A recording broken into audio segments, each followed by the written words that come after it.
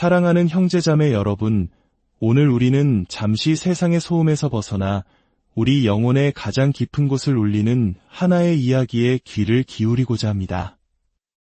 이 이야기가 여러분의 마음에 와닿는다면 이 은총의 메시지가 더 많은 이들에게 닿을 수 있도록 나누어 주시길 기도합니다. 여러분의 삶에 하느님의 평화와 축복이 가득하기를 바랍니다. 지금으로부터 100년이 넘는 시간 동안 바티칸의 가장 깊숙한 금고 안에서 세상을 굳게 올가매고 있던 거대한 비밀의 자물쇠가 마침내 풀렸습니다. 이 소식에 수백만의 가톨릭 신자들은 충격적인 침묵에 잠겨 있고 믿음이 없는 이들조차 세상의 축이 흔들리는 듯한 기묘한 이끌림을 느끼고 있습니다. 이제 여러분이 듣게 될 이야기는 여러분이 이제껏 가져왔던 신앙, 미래에 대한 두려움, 그리고 우리 자신에 대한 모든 관점을 영원히 바꿔놓을지도 모릅니다. 저는 며칠 전 수많은 젊은이들 앞에서 이렇게 말했습니다. 주님께서는 지금도 여러분 영혼의 창문을 부드럽게 두드리고 계십니다. 그분과 함께 영원을 향한 모험을 떠나십시오. 그분께서 여러분의 애정과 갈망, 그리고 생각을 빛으로 밝혀주시도록 마음을 여십시오. 하지만 오늘 저는 왜 우리 중 그토록 많은 이들이 그 노크 소리를 더 이상 듣지 못하게 되었는지 그 이유를 밝히는 사람으로서 여러분 앞에 섰습니다. 제가 이제 나누려는 파티마의 세 번째 비밀에 대한 진실은 우리가 이제껏 믿도록 강요받았던 그 어떤 것보다도 훨씬 더 개인적이고 훨씬 더 두려운 것입니다. 지난 한 세기 동안 세상은 파티마의 세 번째 비밀이라는 미스터리에 집착해왔습니다. 이 비밀은 1917년 포르투갈의 작은 마을 파티마에서 양을 치던 3명의 어린 아이들에게 성모 마리아께서 나타나 전해주신 예언의 일부입니다. 그 메시지는 너무나 강력하고 충격적이어서 바티칸은 수십 년간 그 내용을 봉인하고 공개를 거부했습니다. 이로 인해 전 세계는 끝없는 음모론과 두려움에 휩싸였습니다. 우리는 그 비밀이 교황 암살 시도나 전쟁, 공산주의의 발흥 같은 거대한 사건들을 예언했다고 들어왔습니다. 그리고 2000년 마침내 바티칸은 비밀의 전문이라며 내용을 공개했습니다. 하지만 수많은 사람들은 그 내용을 온전히 믿지 않았습니다. 무언가 불완전하고 핵심이 빠진 듯한 느낌을 지울 수 없었기 때문입니다. 성모 마리아께서 직접 말씀하신 더욱 무서운 내용의 두 번째 부분이 존재하며 교회가 세상이 감당할 수 없으리라 판단하여 의도적으로 숨겼다는 소문이 끊이지 않았습니다. 그들은 그 내용이 공개된다면 단순한 우려를 넘어 전 지구적인 공황 상태를 초래할 것이라 믿었습니다. 제 이전의 6분의 교황님들조차 차마 실행하지 못했던 일을 저는 산타마르타의 작은 경당에서 행했습니다. 우리는 2000년에 공개된 버전이 이야기의 전부가 아니었음을 인정했습니다. 세상이 반드시 들어야 했던 가장 핵심적인 부분이 의도적으로 묵살되었음을 시인했습니다. 그리고 마침내 우리는 그것을 읽었습니다. 바티칸 최고 기관들의 인증을 거친 손으로 쓰인 누렇게 바랜 종이 한 장을 들어 올렸습니다. 우리는 여러 세대에 걸쳐 교황들을 두려움에 떨게 했던 바로 그 단어들을 세상에 공유했습니다. 그 오랜 침묵과 은폐의 이유는 전쟁이나 재앙에 대한 공포를 막기 위함이 아니었습니다. 그것은 훨씬 더 내밀하고 치명적인 진실을 숨기기 위함이었습니다. 비밀이 견고한 적은 성문 밖에 있는 외부의 위협이 아니었습니다. 그것은 바로 우리 자신의 심장 안에서 자라나는 병이었습니다. 파티마의 세 번째 비밀에서 사라졌던 마지막 조각은 물리적인 세상의 종말에 대한 예언이 아니었습니다. 그것은 바로 영적인 종말에 대한 예언이었습니다. 세상이 불과 유황으로 끝나는 것이 아니라 느리고 은밀하게 안락한 공허함 속으로 서서히 침잠하는 환시였습니다. 그것은 박해 때문이 아니라 주의 산만함, 소음, 그리고 편안함 때문에 신앙 자체가 죽어가는 세상에 대한 경고였습니다. 성모 마리아께서 경고하신 내용을 들어보십시오. 성당은 화려한 예술품으로 가득 차지만 기도는 텅 비어갈 것이다. 사람들은 보이지 않는 전선으로 지구 반대편까지 연결되지만 그 어느 때보다도 외로워질 것이다. 세상의 모든 정보에 접근할 수 있게 되지만 진실에 대한 감각은 모두 잃어버릴 것이다. 이 묘사가 소름 끼치도록 정확하게 지금 우리의 시대를 그려내고 있지 않습니까? 이 환시는 거대한 배교, 즉 대규모로 하느님을 등지는 현상에 대해 경고했습니다. 그러나 이 배교는 분노에 찬 무신론자들로부터 시작되는 것이 아니었습니다. 그것은 미지근한 신자들로부터 시작될 것이라 했습니다. 스스로를 그리스도인이라 부르지만 마음은 차갑게 식어버린 사람들, 성당에는 가지만 영혼은 깊은 잠에 빠져있는 사람들, 우리는 환시가 예언했던 그대로가 되어버렸습니다. 우리의 신앙은 이제 실온에서 겨우 타오르는 불꽃과 같고 영적인 맥박은 거의 뛰지 않는 상태에 이르렀습니다. 제가 젊은이들에게 예수님께서 그들의 영혼을 노크하고 계신다고 말했을 때 저는 그들 대부분이 그 소리를 듣기 위해 애쓰고 있다는 것을 알았습니다. 하느님께서 노크를 멈추셨기 때문이 아닙니다. 우리가 우리 삶을 너무나 많은 소음으로 가득 채워 그분의 부드러운 음성이 소음 속에 묻혀버렸기 때문입니다. 우리는 믿음의 배교가 아닌 관심의 배교 시대의 자녀들입니다. 우리의 영혼은 마치 과부하가 걸린 회로처럼 끊임없이 정보의 소음으로 윙윙거리지만 정작 삶의 의미를 부여하는 신성한 전류에는 결코 연결되지 못하고 있습니다. 그리고 가장 충격적인 부분, 바티칸이 신뢰의 완전한 붕괴를 막기 위해 숨겨왔던 부분은 바로 교회 자체에 대한 환시의 고발이었습니다. 비밀은 교회의 수많은 목자들, 즉 사제와 주교들이 그들의 열정을 잃어버릴 것이라고 경고했습니다. 그들이 영적인 아버지가 아닌 행정가가 되고 예언자가 아닌 정치인이 될 것이라고 말입니다. 그들이 영혼을 구원하는 것보다 교회의 권력과 부를 보존하는데 더 관심을 가질 것이라고 예언했습니다.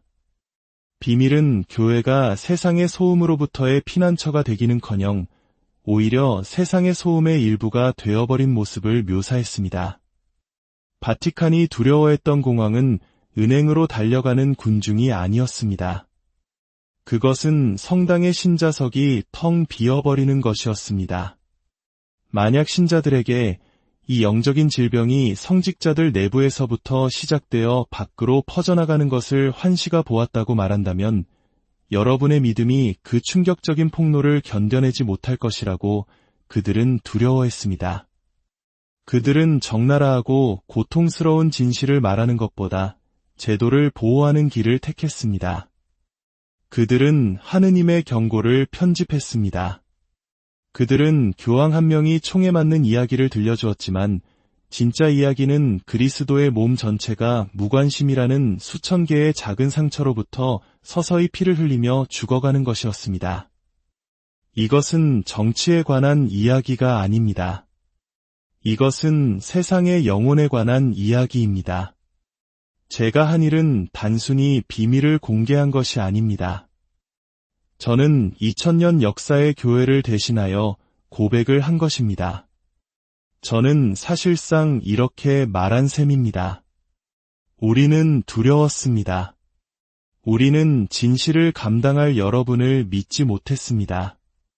우리는 하느님의 메시지를 관리하려 했고 그 과정에서 우리 자신이 문제의 일부가 되어버렸습니다. 여러분은 이 순간의 무게를 이해해야 합니다. 이것은 단순한 기관의 인정이 아닙니다. 이것은 영적인 심판이며 전율과 고통스러운 정직함의 순간입니다. 어떤 이에게는 고통스럽고 다른 이에게는 해방감을 주겠지만 무엇보다도 이것은 진실입니다. 지난 한 세기 동안 교회의 힘은 비밀을 쥐고 있는 것, 신비주의, 통제, 그리고 우리가 당신들에게 무엇이 최선인지 안다는 가부장적인 생각에서 나왔습니다. 저는 바로 그 모델을 산산조각 냈습니다. 저는 단 한 번의 행동으로 선언했습니다. 교회의 힘은 더 이상 비밀이나 권위, 황금 옥좌에서 나오지 않을 것이라고. 이제 그 힘은 연약함, 가난한 마음, 그리고 우리가 잃어버린 것을 찾기 위한 필사적인 공동의 탐구에서 나와야만 한다고 말입니다. 그 방식 또한 많은 것을 시사합니다.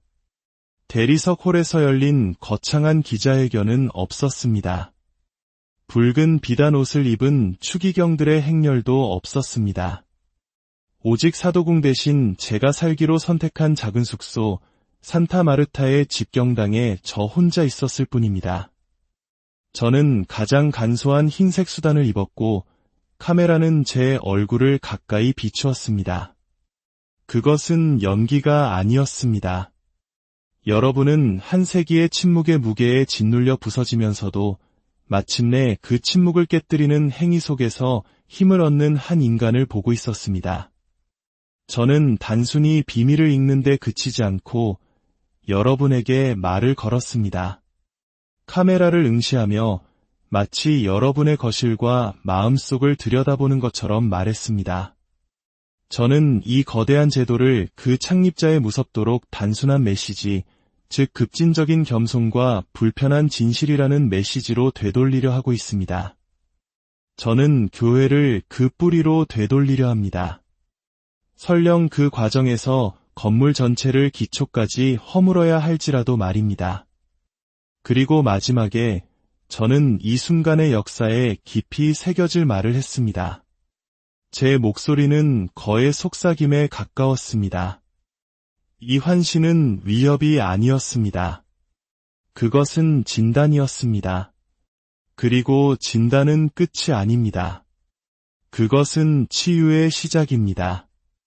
치유는 새로운 프로그램이나 법률에 있지 않습니다. 치유는 바로 여기에서 시작됩니다. 여기라는 말을 하면서 저는 하늘이나 십자고상 혹은 책을 가리키지 않았습니다. 저는 제 손을 제 심장 위에 얹었습니다. 치유는 바로 여기에서 시작됩니다. 저는 반복해서 말했습니다. 우리 영혼에 쌓인 먼지를 쓸어내는 고통스럽고 정직한 작업을 통해 희미할지라도 빛이 다시 머물 자리를 찾을 수 있도록 하는 것입니다.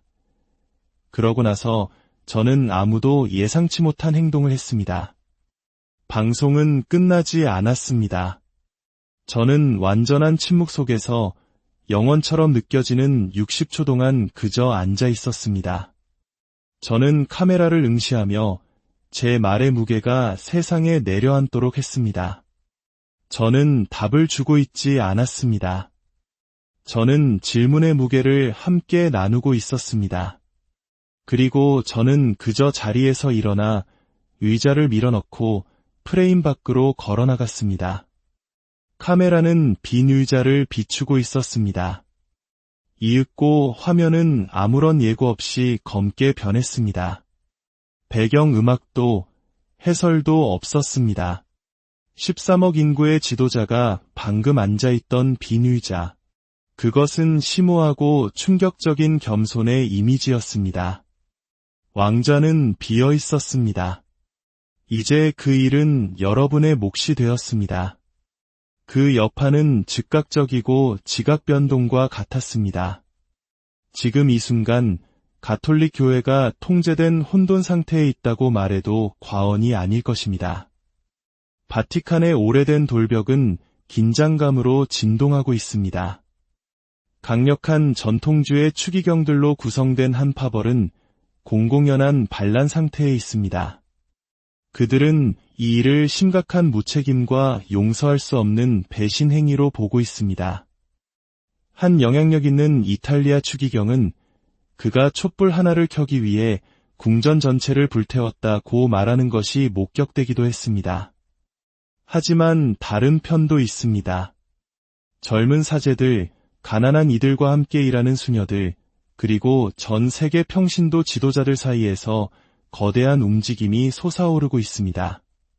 그들에게 이것은 그들이 그토록 기도해온 순간입니다. 이것은 해방입니다. 브라질의 빈민가에서부터 세계 각지의 평범한 도시에 이르기까지 전율과도 같은 기운이 감돌고 있습니다.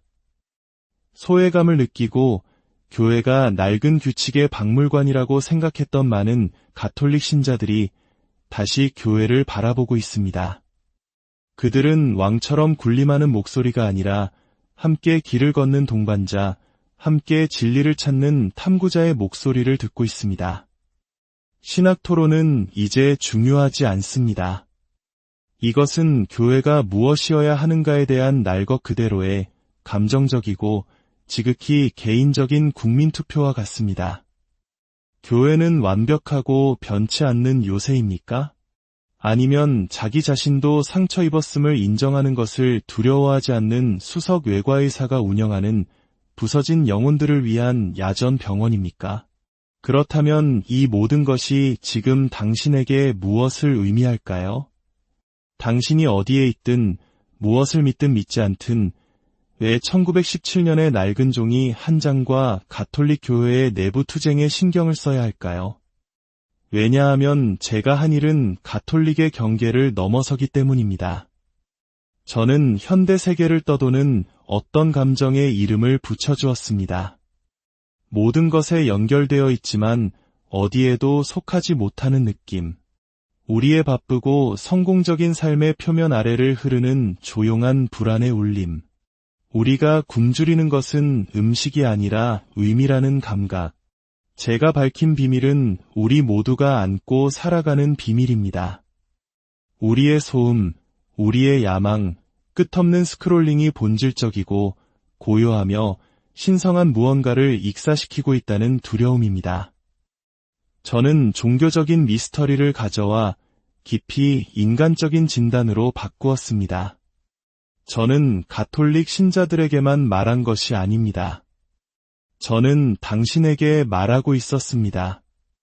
자신의 스마트폰을 들여다보며 공허함을 느껴본 모든 사람에게, 자신의 삶에서 이방인처럼 느껴본 모든 사람에게, 이게 전부일까?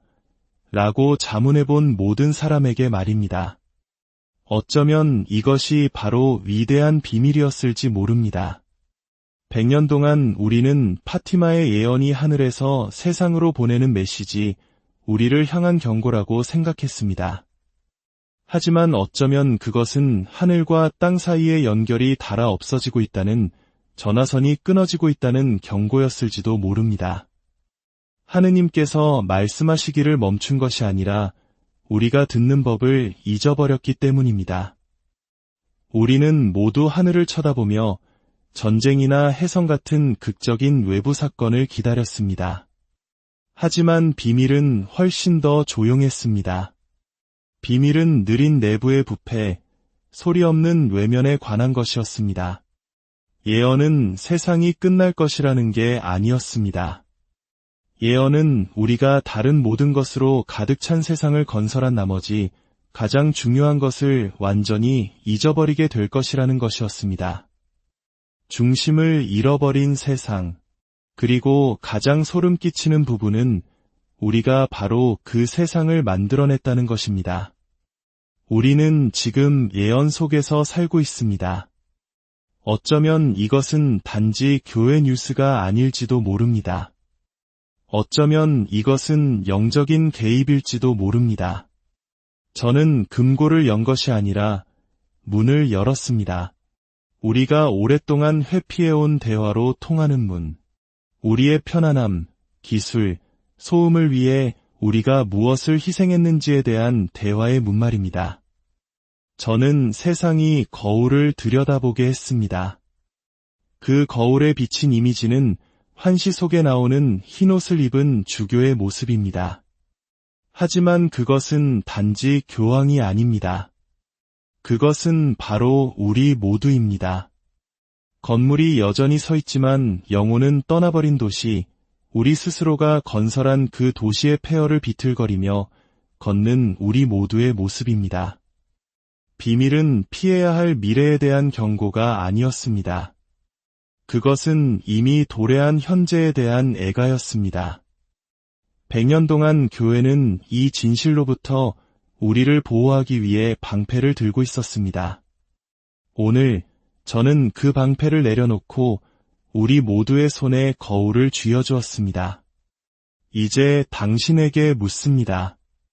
당신은 그 거울 속에서 무엇을 봅니까? 주님의 부드러운 노크 소리가 당신 삶의 고요한 순간에 들려오기를 기도합니다. 당신의 마음이 치유의 여정을 시작하는 바로 그곳이 되기를 바랍니다. 당신이 평화를 찾고 그 평화가 당신으로부터 세상으로 사랑하는 형제자매 여러분, 오늘 우리는 잠시 세상의 소음에서 벗어나 우리 영혼의 가장 깊은 곳을 울리는 하나의 이야기에 귀를 기울이고자 합니다. 이 이야기가 여러분의 마음에 와닿는다면 이 은총의 메시지가 더 많은 이들에게 닿을 수 있도록 나누어 주시길 기도합니다. 여러분의 삶에 하느님의 평화와 축복이 가득하기를 바랍니다. 지금으로부터 100년이 넘는 시간 동안 바티칸의 가장 깊숙한 금고 안에서 세상을 굳게 올가매고 있던 거대한 비밀의 자물쇠가 마침내 풀렸습니다. 이 소식에 수백만의 가톨릭 신자들은 충격적인 침묵에 잠겨 있고 믿음이 없는 이들조차 세상의 축이 흔들리는 듯한 기묘한 이끌림을 느끼고 있습니다. 이제 여러분이 듣게 될 이야기는 여러분이 이제껏 가져왔던 신앙, 미래에 대한 두려움, 그리고 우리 자신에 대한 모든 관점을 영원히 바꿔놓을지도 모릅니다. 저는 며칠 전 수많은 젊은이들 앞에서 이렇게 말했습니다. 주님께서는 지금도 여러분 영혼의 창문을 부드럽게 두드리고 계십니다. 그분과 함께 영원을 향한 모험을 떠나십시오. 그분께서 여러분의 애정과 갈망, 그리고 생각을 빛으로 밝혀주시도록 마음을 여십시오. 하지만 오늘 저는 왜 우리 중 그토록 많은 이들이 그 노크 소리를 더 이상 듣지 못하게 되었는지 그 이유를 밝히는 사람으로서 여러분 앞에 섰습니다. 제가 이제 나누려는 파티마의 세 번째 비밀에 대한 진실은 우리가 이제껏 믿도록 강요받았던 그 어떤 것보다도 훨씬 더 개인적이고 훨씬 더 두려운 것입니다. 지난 한 세기 동안 세상은 파티마의 세 번째 비밀이라는 미스터리에 집착해왔습니다. 이 비밀은 1917년 포르투갈의 작은 마을 파티마에서 양을 치던 3명의 어린 아이들에게 성모 마리아께서 나타나 전해주신 예언의 일부입니다. 그 메시지는 너무나 강력하고 충격적이어서 바티칸은 수십 년간 그 내용을 봉인하고 공개를 거부했습니다. 이로 인해 전 세계는 끝없는 음모론과 두려움에 휩싸였습니다. 우리는 그 비밀이 교황 암살 시도나 전쟁, 공산주의의 발흥 같은 거대한 사건들을 예언했다고 들어왔습니다. 그리고 2000년 마침내 바티칸은 비밀의 전문이라며 내용을 공개했습니다. 하지만 수많은 사람들은 그 내용을 온전히 믿지 않았습니다. 무언가 불완전하고 핵심이 빠진 듯한 느낌을 지울 수 없었기 때문입니다. 성모 마리아께서 직접 말씀하신 더욱 무서운 내용의 두 번째 부분이 존재하며 교회가 세상이 감당할 수 없으리라 판단하여 의도적으로 숨겼다는 소문이 끊이지 않았습니다. 그들은 그 내용이 공개된다면 단순한 우려를 넘어 전 지구적인 공황 상태를 초래할 것이라 믿었습니다. 제 이전의 6분의 교황님들조차 차마 실행하지 못했던 일을 저는 산타마르타의 작은 경당에서 행했습니다. 우리는 2000년에 공개된 버전이 이야기의 전부가 아니었음을 인정했습니다. 세상이 반드시 들어야 했던 가장 핵심적인 부분이 의도적으로 묵살되었음을 시인했습니다.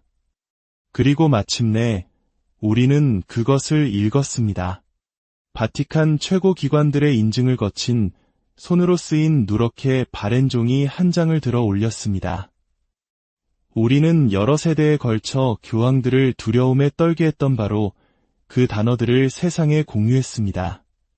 그 오랜 침묵과 은폐의 이유는 전쟁이나 재앙에 대한 공포를 막기 위함이 아니었습니다.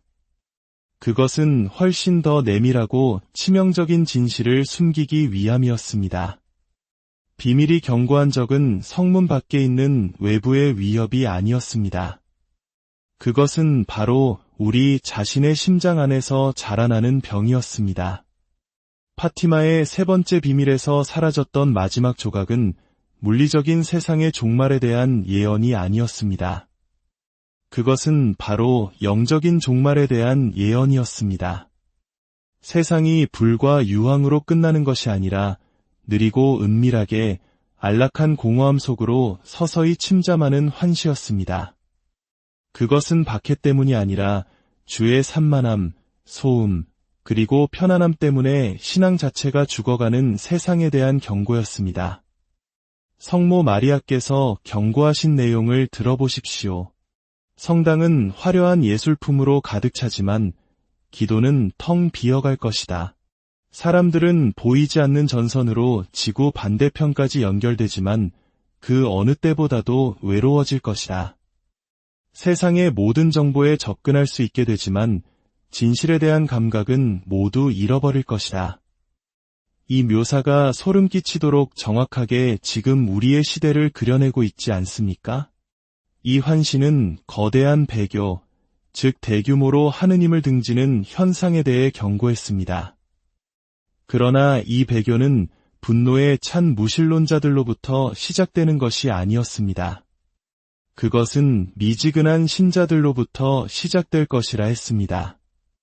스스로를 그리스도인이라 부르지만 마음은 차갑게 식어버린 사람들, 성당에는 가지만 영혼은 깊은 잠에 빠져있는 사람들, 우리는 환시가 예언했던 그대로가 되어버렸습니다.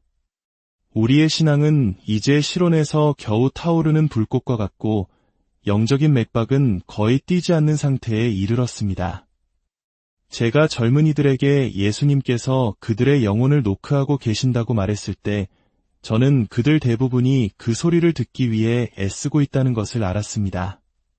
하느님께서 노크를 멈추셨기 때문이 아닙니다. 우리가 우리 삶을 너무나 많은 소음으로 가득 채워 그분의 부드러운 음성이 소음 속에 묻혀버렸기 때문입니다. 우리는 믿음의 배교가 아닌 관심의 배교 시대의 자녀들입니다. 우리의 영혼은 마치 과부하가 걸린 회로처럼 끊임없이 정보의 소음으로 윙윙거리지만 정작 삶의 의미를 부여하는 신성한 전류에는 결코 연결되지 못하고 있습니다. 그리고 가장 충격적인 부분, 바티칸이 신뢰의 완전한 붕괴를 막기 위해 숨겨왔던 부분은 바로 교회 자체에 대한 환시의 고발이었습니다. 비밀은 교회의 수많은 목자들, 즉 사제와 주교들이 그들의 열정을 잃어버릴 것이라고 경고했습니다. 그들이 영적인 아버지가 아닌 행정가가 되고 예언자가 아닌 정치인이 될 것이라고 말입니다. 그들이 영혼을 구원하는 것보다 교회의 권력과 부를 보존하는 데 더 관심을 가질 것이라고 예언했습니다. 비밀은 교회가 세상의 소음으로부터의 피난처가 되기는커녕 오히려 세상의 소음의 일부가 되어버린 모습을 묘사했습니다. 바티칸이 두려워했던 공황은 은행으로 달려가는 군중이 아니었습니다. 그것은 성당의 신자석이 텅 비어버리는 것이었습니다. 만약 신자들에게 이 영적인 질병이 성직자들 내부에서부터 시작되어 밖으로 퍼져나가는 것을 환시가 보았다고 말한다면 여러분의 믿음이 그 충격적인 폭로를 견뎌내지 못할 것이라고 그들은 두려워했습니다. 그들은 적나라하고 고통스러운 진실을 말하는 것보다 제도를 보호하는 길을 택했습니다. 그들은 하느님의 경고를 편집했습니다. 그들은 교황 한 명이 총에 맞는 이야기를 들려주었지만 진짜 이야기는 그리스도의 몸 전체가 무관심이라는 수천 개의 작은 상처로부터 서서히 피를 흘리며 죽어가는 것이었습니다. 이것은 정치에 관한 이야기가 아닙니다. 이것은 세상의 영혼에 관한 이야기입니다. 제가 한 일은 단순히 비밀을 공개한 것이 아닙니다. 저는 2000년 역사의 교회를 대신하여 고백을 한 것입니다. 저는 사실상 이렇게 말한 셈입니다. 우리는 두려웠습니다. 우리는 진실을 감당할 여러분을 믿지 못했습니다. 우리는 하느님의 메시지를 관리하려 했고 그 과정에서 우리 자신이 문제의 일부가 되어버렸습니다. 여러분은 이 순간의 무게를 이해해야 합니다. 이것은 단순한 기관의 인정이 아닙니다. 이것은 영적인 심판이며 전율과 고통스러운 정직함의 순간입니다. 어떤 이에게는 고통스럽고 다른 이에게는 해방감을 주겠지만 무엇보다도 이것은 진실입니다. 지난 한 세기 동안 교회의 힘은 비밀을 쥐고 있는 것, 신비주의, 통제, 그리고 우리가 당신들에게 무엇이 최선인지 안다는 가부장적인 생각에서 나왔습니다. 저는 바로 그 모델을 산산조각 냈습니다. 저는 단 한 번의 행동으로 선언했습니다. 교회의 힘은 더 이상 비밀이나 권위, 황금 옥좌에서 나오지 않을 것이라고. 이제 그 힘은 연약함, 가난한 마음, 그리고 우리가 잃어버린 것을 찾기 위한 필사적인 공동의 탐구에서 나와야만 한다고 말입니다. 그 방식 또한 많은 것을 시사합니다. 대리석 홀에서 열린 거창한 기자회견은 없었습니다. 붉은 비단 옷을 입은 추기경들의 행렬도 없었습니다. 오직 사도궁 대신 제가 살기로 선택한 작은 숙소, 산타마르타의 집경당에 저 혼자 있었을 뿐입니다. 저는 가장 간소한 흰색 수단을 입었고 카메라는 제 얼굴을 가까이 비추었습니다. 그것은 연기가 아니었습니다. 여러분은 한 세기의 침묵의 무게에 짓눌려 부서지면서도 마침내 그 침묵을 깨뜨리는 행위 속에서 힘을 얻는 한 인간을 보고 있었습니다.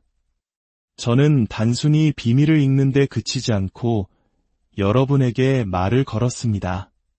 카메라를 응시하며 마치 여러분의 거실과 마음속을 들여다보는 것처럼 말했습니다.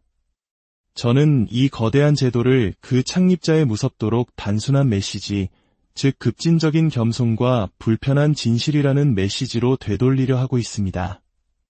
저는 교회를 그 뿌리로 되돌리려 합니다. 설령 그 과정에서 건물 전체를 기초까지 허물어야 할지라도 말입니다. 그리고 마지막에 저는 이 순간의 역사에 깊이 새겨질 말을 했습니다. 제 목소리는 거의 속삭임에 가까웠습니다. 이 환신은 위협이 아니었습니다. 그것은 진단이었습니다. 그리고 진단은 끝이 아닙니다. 그것은 치유의 시작입니다. 치유는 새로운 프로그램이나 법률에 있지 않습니다. 치유는 바로 여기에서 시작됩니다. 여기라는 말을 하면서 저는 하늘이나 십자고상 혹은 책을 가리키지 않았습니다. 저는 제 손을 제 심장 위에 얹었습니다. 치유는 바로 여기에서 시작됩니다. 저는 반복해서 말했습니다. 우리 영혼에 쌓인 먼지를 쓸어내는 고통스럽고 정직한 작업을 통해 희미할지라도 빛이 다시 머물 자리를 찾을 수 있도록 하는 것입니다. 그러고 나서 저는 아무도 예상치 못한 행동을 했습니다. 방송은 끝나지 않았습니다. 저는 완전한 침묵 속에서 영원처럼 느껴지는 60초 동안 그저 앉아 있었습니다. 저는 카메라를 응시하며 제 말의 무게가 세상에 내려앉도록 했습니다. 저는 답을 주고 있지 않았습니다. 저는 질문의 무게를 함께 나누고 있었습니다. 그리고 저는 그저 자리에서 일어나 의자를 밀어넣고 프레임 밖으로 걸어나갔습니다. 카메라는 빈 의자를 비추고 있었습니다. 이윽고 화면은 아무런 예고 없이 검게 변했습니다. 배경 음악도 해설도 없었습니다. 13억 인구의 지도자가 방금 앉아있던 빈 의자. 그것은 심오하고 충격적인 겸손의 이미지였습니다. 왕좌는 비어 있었습니다. 이제 그 일은 여러분의 몫이 되었습니다. 그 여파는 즉각적이고 지각 변동과 같았습니다. 지금 이 순간 가톨릭 교회가 통제된 혼돈 상태에 있다고 말해도 과언이 아닐 것입니다. 바티칸의 오래된 돌벽은 긴장감으로 진동하고 있습니다. 강력한 전통주의 추기경들로 구성된 한 파벌은 공공연한 반란 상태에 있습니다. 그들은 이 일을 심각한 무책임과 용서할 수 없는 배신 행위로 보고 있습니다. 한 영향력 있는 이탈리아 추기경은 그가 촛불 하나를 켜기 위해 궁전 전체를 불태웠다고 말하는 것이 목격되기도 했습니다. 하지만 다른 편도 있습니다. 젊은 사제들, 가난한 이들과 함께 일하는 수녀들, 그리고 전 세계 평신도 지도자들 사이에서 거대한 움직임이 솟아오르고 있습니다. 그들에게 이것은 그들이 그토록 기도해온 순간입니다. 이것은 해방입니다. 브라질의 빈민가에서부터 세계 각지의 평범한 도시에 이르기까지 전율과도 같은 기운이 감돌고 있습니다. 소외감을 느끼고 교회가 낡은 규칙의 박물관이라고 생각했던 많은 가톨릭 신자들이 다시 교회를 바라보고 있습니다. 그들은 왕처럼 군림하는 목소리가 아니라 함께 길을 걷는 동반자, 함께 진리를 찾는 탐구자의 목소리를 듣고 있습니다. 신학 토론은 이제 중요하지 않습니다. 이것은 교회가 무엇이어야 하는가에 대한 날것 그대로의 감정적이고 지극히 개인적인 국민투표와 같습니다. 교회는 완벽하고 변치 않는 요새입니까? 아니면 자기 자신도 상처 입었음을 인정하는 것을 두려워하지 않는 수석 외과의사가 운영하는 부서진 영혼들을 위한 야전 병원입니까? 그렇다면 이 모든 것이 지금 당신에게 무엇을 의미할까요? 당신이 어디에 있든 무엇을 믿든 믿지 않든 왜 1917년의 낡은 종이 한 장과 가톨릭 교회의 내부 투쟁에 신경을 써야 할까요? 왜냐하면 제가 한 일은 가톨릭의 경계를 넘어서기 때문입니다. 저는 현대 세계를 떠도는 어떤 감정에 이름을 붙여주었습니다. 모든 것에 연결되어 있지만 어디에도 속하지 못하는 느낌. 우리의 바쁘고 성공적인 삶의 표면 아래를 흐르는 조용한 불안의 울림. 우리가 굶주리는 것은 음식이 아니라 의미라는 감각. 제가 밝힌 비밀은 우리 모두가 안고 살아가는 비밀입니다. 우리의 소음, 우리의 야망, 끝없는 스크롤링이 본질적이고 고요하며 신성한 무언가를 익사시키고 있다는 두려움입니다. 저는 종교적인 미스터리를 가져와 깊이 인간적인 진단으로 바꾸었습니다. 저는 가톨릭 신자들에게만 말한 것이 아닙니다. 저는 당신에게 말하고 있었습니다. 자신의 스마트폰을 들여다보며 공허함을 느껴본 모든 사람에게, 자신의 삶에서 이방인처럼 느껴본 모든 사람에게, 이게 전부일까? 라고 자문해본 모든 사람에게 말입니다. 어쩌면 이것이 바로 위대한 비밀이었을지 모릅니다. 100년 동안 우리는 파티마의 예언이 하늘에서 세상으로 보내는 메시지, 우리를 향한 경고라고 생각했습니다. 하지만 어쩌면 그것은 하늘과 땅 사이의 연결이 닳아 없어지고 있다는, 전화선이 끊어지고 있다는 경고였을지도 모릅니다. 하느님께서 말씀하시기를 멈춘 것이 아니라 우리가 듣는 법을 잊어버렸기 때문입니다.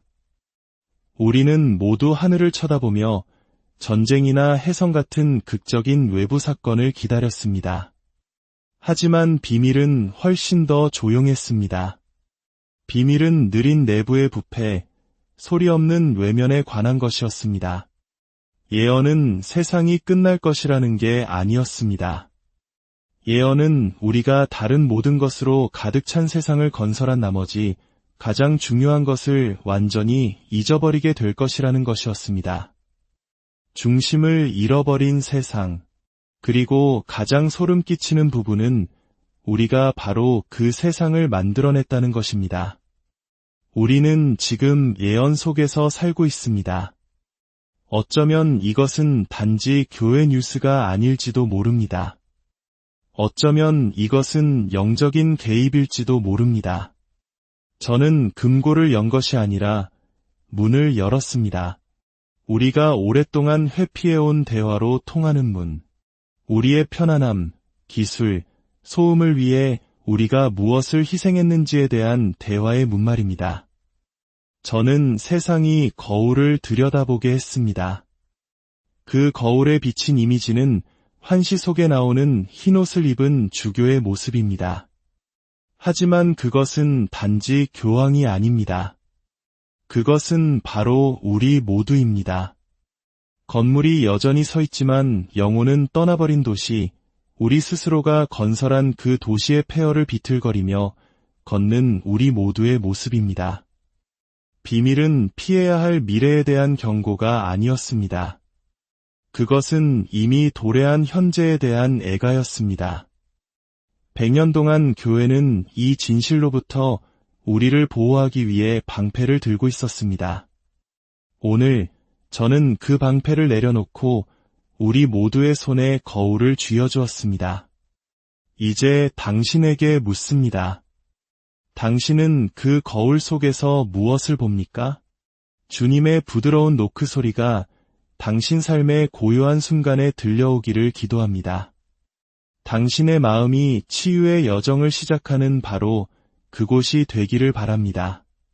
당신이 평화를 찾고 그 평화가 당신으로부터 세상으로 사랑하는 형제자매 여러분, 오늘 우리는 잠시 세상의 소음에서 벗어나 우리 영혼의 가장 깊은 곳을 울리는 하나의 이야기에 귀를 기울이고자 합니다. 이 이야기가 여러분의 마음에 와닿는다면 이 은총의 메시지가 더 많은 이들에게 닿을 수 있도록 나누어 주시길 기도합니다. 여러분의 삶에 하느님의 평화와 축복이 가득하기를 바랍니다. 지금으로부터 100년이 넘는 시간 동안 바티칸의 가장 깊숙한 금고 안에서 세상을 굳게 올가매고 있던 거대한 비밀의 자물쇠가 마침내 풀렸습니다. 이 소식에 수백만의 가톨릭 신자들은 충격적인 침묵에 잠겨있고 믿음이 없는 이들조차 세상의 축이 흔들리는 듯한 기묘한 이끌림을 느끼고 있습니다. 이제 여러분이 듣게 될 이야기는 여러분이 이제껏 가져왔던 신앙, 미래에 대한 두려움, 그리고 우리 자신에 대한 모든 관점을 영원히 바꿔놓을지도 모릅니다. 저는 며칠 전 수많은 젊은이들 앞에서 이렇게 말했습니다. 주님께서는 지금도 여러분 영혼의 창문을 부드럽게 두드리고 계십니다. 그분과 함께 영원을 향한 모험을 떠나십시오. 그분께서 여러분의 애정과 갈망, 그리고 생각을 빛으로 밝혀주시도록 마음을 여십시오. 하지만 오늘 저는 왜 우리 중 그토록 많은 이들이 그 노크 소리를 더 이상 듣지 못하게 되었는지 그 이유를 밝히는 사람으로서 여러분 앞에 섰습니다.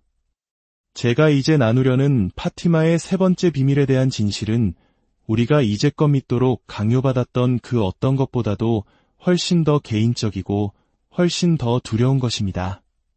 지난 한 세기 동안 세상은 파티마의 세 번째 비밀이라는 미스터리에 집착해왔습니다. 이 비밀은 1917년 포르투갈의 작은 마을 파티마에서 양을 치던 3명의 어린 아이들에게 성모 마리아께서 나타나 전해주신 예언의 일부입니다. 그 메시지는 너무나 강력하고 충격적이어서 바티칸은 수십 년간 그 내용을 봉인하고 공개를 거부했습니다. 이로 인해 전 세계는 끝없는 음모론과 두려움에 휩싸였습니다. 우리는 그 비밀이 교황 암살 시도나 전쟁, 공산주의의 발흥 같은 거대한 사건들을 예언했다고 들어왔습니다. 그리고 2000년 마침내 바티칸은 비밀의 전문이라며 내용을 공개했습니다. 하지만 수많은 사람들은 그 내용을 온전히 믿지 않았습니다. 무언가 불완전하고 핵심이 빠진 듯한 느낌을 지울 수 없었기 때문입니다.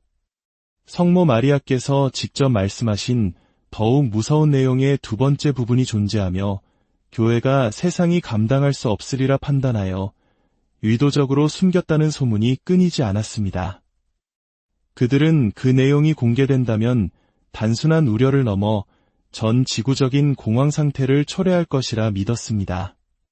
제 이전의 6분의 교황님들조차 차마 실행하지 못했던 일을 저는 산타마르타의 작은 경당에서 행했습니다.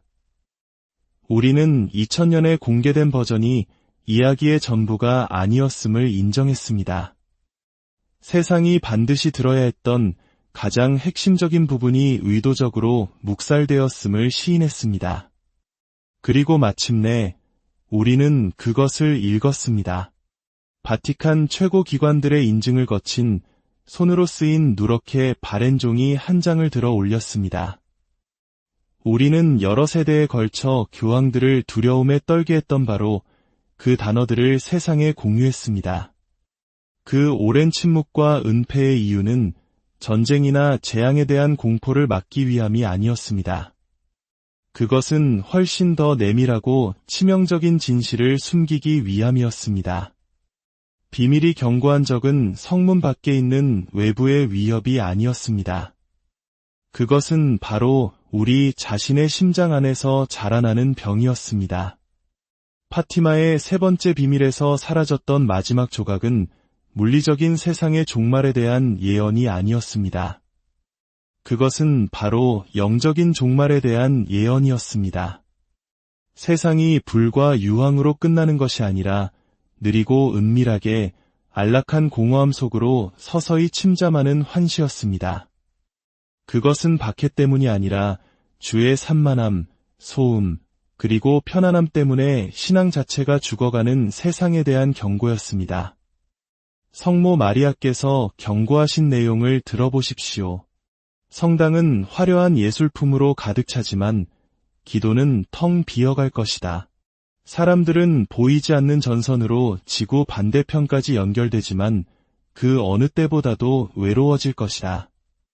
세상의 모든 정보에 접근할 수 있게 되지만 진실에 대한 감각은 모두 잃어버릴 것이다. 이 묘사가 소름 끼치도록 정확하게 지금 우리의 시대를 그려내고 있지 않습니까? 이 환시는 거대한 배교, 즉 대규모로 하느님을 등지는 현상에 대해 경고했습니다.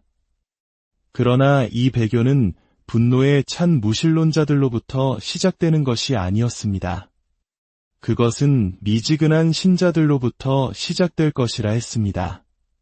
스스로를 그리스도인이라 부르지만 마음은 차갑게 식어버린 사람들, 성당에는 가지만 영혼은 깊은 잠에 빠져있는 사람들, 우리는 환시가 예언했던 그대로가 되어버렸습니다.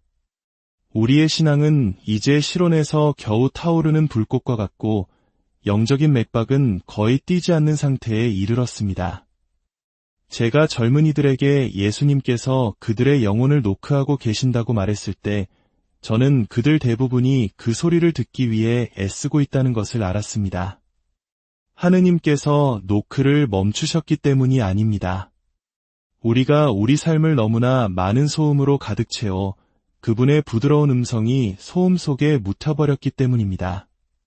우리는 믿음의 배교가 아닌 관심의 배교 시대의 자녀들입니다. 우리의 영혼은 마치 과부하가 걸린 회로처럼 끊임없이 정보의 소음으로 윙윙거리지만 정작 삶의 의미를 부여하는 신성한 전류에는 결코 연결되지 못하고 있습니다. 그리고 가장 충격적인 부분, 바티칸이 신뢰의 완전한 붕괴를 막기 위해 숨겨왔던 부분은 바로 교회 자체에 대한 환시의 고발이었습니다. 비밀은 교회의 수많은 목자들, 즉 사제와 주교들이 그들의 열정을 잃어버릴 것이라고 경고했습니다. 그들이 영적인 아버지가 아닌 행정가가 되고 예언자가 아닌 정치인이 될 것이라고 말입니다. 그들이 영혼을 구원하는 것보다 교회의 권력과 부를 보존하는 데 더 관심을 가질 것이라고 예언했습니다. 비밀은 교회가 세상의 소음으로부터의 피난처가 되기는커녕 오히려 세상의 소음의 일부가 되어버린 모습을 묘사했습니다. 바티칸이 두려워했던 공황은 은행으로 달려가는 군중이 아니었습니다. 그것은 성당의 신자석이 텅 비어버리는 것이었습니다. 만약 신자들에게 이 영적인 질병이 성직자들 내부에서부터 시작되어 밖으로 퍼져나가는 것을 환시가 보았다고 말한다면 여러분의 믿음이 그 충격적인 폭로를 견뎌내지 못할 것이라고 그들은 두려워했습니다. 그들은 적나라하고 고통스러운 진실을 말하는 것보다 제도를 보호하는 길을 택했습니다. 그들은 하느님의 경고를 편집했습니다. 그들은 교황 한 명이 총에 맞는 이야기를 들려주었지만 진짜 이야기는 그리스도의 몸 전체가 무관심이라는 수천 개의 작은 상처로부터 서서히 피를 흘리며 죽어가는 것이었습니다. 이것은 정치에 관한 이야기가 아닙니다. 이것은 세상의 영혼에 관한 이야기입니다. 제가 한 일은 단순히 비밀을 공개한 것이 아닙니다. 저는 2000년 역사의 교회를 대신하여 고백을 한 것입니다. 저는 사실상 이렇게 말한 셈입니다. 우리는 두려웠습니다. 우리는 진실을 감당할 여러분을 믿지 못했습니다. 우리는 하느님의 메시지를 관리하려 했고 그 과정에서 우리 자신이 문제의 일부가 되어버렸습니다. 여러분은 이 순간의 무게를 이해해야 합니다. 이것은 단순한 기관의 인정이 아닙니다. 이것은 영적인 심판이며 전율과 고통스러운 정직함의 순간입니다. 어떤 이에게는 고통스럽고 다른 이에게는 해방감을 주겠지만 무엇보다도 이것은 진실입니다. 지난 한 세기 동안 교회의 힘은 비밀을 쥐고 있는 것, 신비주의, 통제, 그리고 우리가 당신들에게 무엇이 최선인지 안다는 가부장적인 생각에서 나왔습니다. 저는 바로 그 모델을 산산조각 냈습니다. 저는 단 한 번의 행동으로 선언했습니다. 교회의 힘은 더 이상 비밀이나 권위, 황금 옥좌에서 나오지 않을 것이라고. 이제 그 힘은 연약함, 가난한 마음, 그리고 우리가 잃어버린 것을 찾기 위한 필사적인 공동의 탐구에서 나와야만 한다고 말입니다. 그 방식 또한 많은 것을 시사합니다. 대리석 홀에서 열린 거창한 기자회견은 없었습니다. 붉은 비단 옷을 입은 추기경들의 행렬도 없었습니다. 오직 사도궁 대신 제가 살기로 선택한 작은 숙소, 산타마르타의 집경당에 저 혼자 있었을 뿐입니다. 저는 가장 간소한 흰색 수단을 입었고 카메라는 제 얼굴을 가까이 비추었습니다. 그것은 연기가 아니었습니다. 여러분은 한 세기의 침묵의 무게에 짓눌려 부서지면서도 마침내 그 침묵을 깨뜨리는 행위 속에서 힘을 얻는 한 인간을 보고 있었습니다. 저는 단순히 비밀을 읽는데 그치지 않고 여러분에게 말을 걸었습니다. 카메라를 응시하며 마치 여러분의 거실과 마음속을 들여다보는 것처럼 말했습니다. 저는 이 거대한 제도를 그 창립자의 무섭도록 단순한 메시지, 즉 급진적인 겸손과 불편한 진실이라는 메시지로 되돌리려 하고 있습니다. 저는 교회를 그 뿌리로 되돌리려 합니다. 설령 그 과정에서 건물 전체를 기초까지 허물어야 할지라도 말입니다. 그리고 마지막에 저는 이 순간의 역사에 깊이 새겨질 말을 했습니다. 제 목소리는 거의 속삭임에 가까웠습니다. 이 환신은 위협이 아니었습니다. 그것은 진단이었습니다. 그리고 진단은 끝이 아닙니다. 그것은 치유의 시작입니다. 치유는 새로운 프로그램이나 법률에 있지 않습니다. 치유는 바로 여기에서 시작됩니다.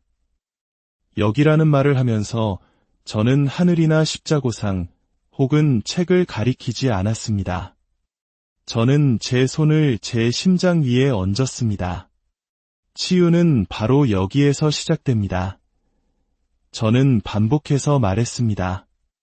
우리 영혼에 쌓인 먼지를 쓸어내는 고통스럽고 정직한 작업을 통해 희미할지라도 빛이 다시 머물 자리를 찾을 수 있도록 하는 것입니다. 그러고 나서 저는 아무도 예상치 못한 행동을 했습니다. 방송은 끝나지 않았습니다. 저는 완전한 침묵 속에서 영원처럼 느껴지는 60초 동안 그저 앉아 있었습니다. 저는 카메라를 응시하며 제 말의 무게가 세상에 내려앉도록 했습니다. 저는 답을 주고 있지 않았습니다. 저는 질문의 무게를 함께 나누고 있었습니다. 그리고 저는 그저 자리에서 일어나 의자를 밀어넣고 프레임 밖으로 걸어나갔습니다. 카메라는 빈 의자를 비추고 있었습니다. 이윽고 화면은 아무런 예고 없이 검게 변했습니다. 배경 음악도 해설도 없었습니다. 13억 인구의 지도자가 방금 앉아있던 빈 의자. 그것은 심오하고 충격적인 겸손의 이미지였습니다. 왕좌는 비어 있었습니다. 이제 그 일은 여러분의 몫이 되었습니다. 그 여파는 즉각적이고 지각 변동과 같았습니다. 지금 이 순간 가톨릭 교회가 통제된 혼돈 상태에 있다고 말해도 과언이 아닐 것입니다. 바티칸의 오래된 돌벽은 긴장감으로 진동하고 있습니다. 강력한 전통주의 추기경들로 구성된 한 파벌은 공공연한 반란 상태에 있습니다. 그들은 이 일을 심각한 무책임과 용서할 수 없는 배신 행위로 보고 있습니다. 한 영향력 있는 이탈리아 추기경은 그가 촛불 하나를 켜기 위해 궁전 전체를 불태웠다고 말하는 것이 목격되기도 했습니다. 하지만 다른 편도 있습니다. 젊은 사제들, 가난한 이들과 함께 일하는 수녀들, 그리고 전 세계 평신도 지도자들 사이에서 거대한 움직임이 솟아오르고 있습니다. 그들에게 이것은 그들이 그토록 기도해온 순간입니다. 이것은 해방입니다. 브라질의 빈민가에서부터 세계 각지의 평범한 도시에 이르기까지 전율과도 같은 기운이 감돌고 있습니다. 소외감을 느끼고 교회가 낡은 규칙의 박물관이라고 생각했던 많은 가톨릭 신자들이 다시 교회를 바라보고 있습니다. 그들은 왕처럼 군림하는 목소리가 아니라 함께 길을 걷는 동반자, 함께 진리를 찾는 탐구자의 목소리를 듣고 있습니다. 신학 토론은 이제 중요하지 않습니다. 이것은 교회가 무엇이어야 하는가에 대한 날것 그대로의 감정적이고 지극히 개인적인 국민투표와 같습니다. 교회는 완벽하고 변치 않는 요새입니까? 아니면 자기 자신도 상처 입었음을 인정하는 것을 두려워하지 않는 수석 외과의사가 운영하는 부서진 영혼들을 위한 야전 병원입니까? 그렇다면 이 모든 것이 지금 당신에게 무엇을 의미할까요? 당신이 어디에 있든 무엇을 믿든 믿지 않든 왜 1917년의 낡은 종이 한 장과 가톨릭 교회의 내부 투쟁에 신경을 써야 할까요? 왜냐하면 제가 한 일은 가톨릭의 경계를 넘어서기 때문입니다. 저는 현대 세계를 떠도는 어떤 감정에 이름을 붙여주었습니다. 모든 것에 연결되어 있지만 어디에도 속하지 못하는 느낌. 우리의 바쁘고 성공적인 삶의 표면 아래를 흐르는 조용한 불안의 울림. 우리가 굶주리는 것은 음식이 아니라 의미라는 감각. 제가 밝힌 비밀은 우리 모두가 안고 살아가는 비밀입니다. 우리의 소음, 우리의 야망, 끝없는 스크롤링이 본질적이고 고요하며 신성한 무언가를 익사시키고 있다는 두려움입니다. 저는 종교적인 미스터리를 가져와 깊이 인간적인 진단으로 바꾸었습니다. 저는 가톨릭 신자들에게만 말한 것이 아닙니다. 저는 당신에게 말하고 있었습니다. 자신의 스마트폰을 들여다보며 공허함을 느껴본 모든 사람에게, 자신의 삶에서 이방인처럼 느껴본 모든 사람에게, 이게 전부일까? 라고 자문해본 모든 사람에게 말입니다. 어쩌면 이것이 바로 위대한 비밀이었을지 모릅니다. 100년 동안 우리는 파티마의 예언이 하늘에서 세상으로 보내는 메시지, 우리를 향한 경고라고 생각했습니다. 하지만 어쩌면 그것은 하늘과 땅 사이의 연결이 닳아 없어지고 있다는, 전화선이 끊어지고 있다는 경고였을지도 모릅니다. 하느님께서 말씀하시기를 멈춘 것이 아니라 우리가 듣는 법을 잊어버렸기 때문입니다. 우리는 모두 하늘을 쳐다보며 전쟁이나 해성 같은 극적인 외부 사건을 기다렸습니다. 하지만 비밀은 훨씬 더 조용했습니다. 비밀은 느린 내부의 부패, 소리 없는 외면에 관한 것이었습니다. 예언은 세상이 끝날 것이라는 게 아니었습니다. 예언은 우리가 다른 모든 것으로 가득 찬 세상을 건설한 나머지 가장 중요한 것을 완전히 잊어버리게 될 것이라는 것이었습니다. 중심을 잃어버린